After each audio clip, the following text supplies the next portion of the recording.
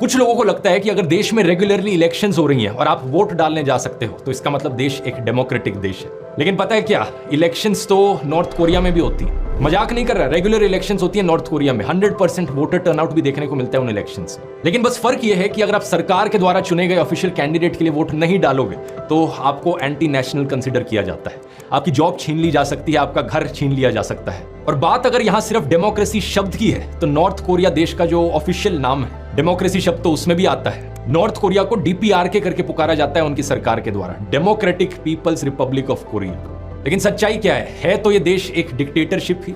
Similarly Russia को भी एक डिक्टेटरशिप कंसीडर किया जाता है, लेकिन इलेक्शंस तो वहां भी होती है। बस फर्क ये है कि जो भी कैंडिडेट पुतिन के खिलाफ खड़ा होता है वो किसी ना किसी कारण से कभी उसको डिस्क्वालीफाई कर दिया जाता है, कभी वो अचानक से मार दिया जाता है।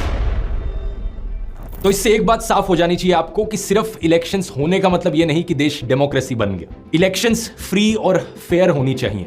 फ्री मतलब जनता को आजादी है, जिसके लिए वो वोट डालना चाहे उसके लिए डाल सकते हैं। और फेयर का मतलब अलग अलग कैंडिडेट्स का, अलग अलग पॉलिटिकल पार्टीज के जीतने का एक फेयर चांस है।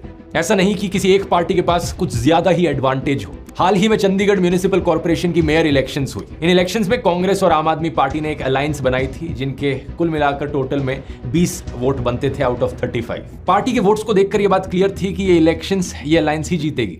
लेकिन जब इलेक्शंस एक्चुअली में हुई तो वहां के प्रिजाइडिंग ऑफिसर ने क्या किया, ये बात कोई सीक्रेट नहीं है, आप इसकी CCTV फुटेज देख सकते हो। क्या किया इन्होंने, 8 कांग्रेस और AP के वोट्स को इनवैलिड डिक्लेयर कर दिया। और ये सीधा सीधा इलेक्शन फ्रॉड जो हुआ यहां पर, इसे CCTV कैमरा में भी कैप्चर किया गया। इनफैक्ट ये खुद कैमरा की तरफ देखते हुए पकड़े गए। इनकी शक्ल देखो, मतलब जैसे कैमरा की ओर देख रहे हो, ऐसा लग रहा है कि चोरी करते हुए पकड़े गए। और इलेक्शन का रिजल्ट क्या बताया गया कि BJP इन इलेक्शन को जीत गई। इतना खुलेआम इलेक्शन फ्रॉड इससे पहले देश में शायद ही कभी हुआ है। चीफ जस्टिस ऑफ इंडिया ने खुद कहा कि यह सीधा सीधा मर्डर ऑफ डेमोक्रेसी है। हालांकि सुप्रीम कोर्ट ने यहां पर एक ऐतिहासिक फैसला देकर इस इलेक्शन को बचा लिया, लेकिन सवाल ये, अगर यहां एक CCTV कैमरा ना होता और बैलेट पेपर्स ना होते तो क्या यह चोरी पकड़ी जाती?